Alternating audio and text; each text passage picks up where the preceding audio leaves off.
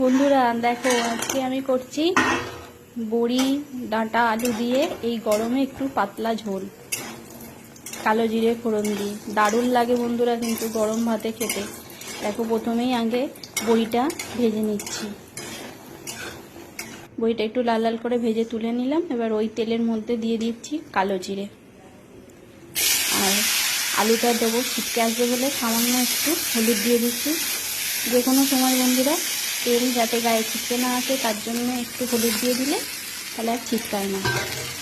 দেখো, আলুটা একটু ভাজা ভাজা করে নিয়ে ডাঁটাটাও দিয়ে দিলাম, দিয়ে একটু নাড়াচাড়া করে নিয়েছি। করে বড়িগুলো দিয়ে দিলাম, দিয়ে জল দিয়ে দিলাম, দিয়ে তার মধ্যে হলুদ গুঁড়ো, একটু লঙ্কা গুঁড়ো আর পরিমাণ মতো লবণ দিয়ে একটু সামান্য ফুটিয়ে নেব। তরকারিটা একটু পাতলা পাতলাই রাখবো। দেখো, আমার হয়েই এসেছে। এবার আমি নামিয়ে নেব। একটু পাতলা না রাখলে বড়ি থাকে তো, বড়িতে জলটা টেনে নেবে। দেখো, আমার একদম রেডি হয়ে গেল। বন্ধুরা, তোমাদের কেমন লাগলো জানিও। ওকে, বাই, টাটা, আবার পরে দেখা হচ্ছে।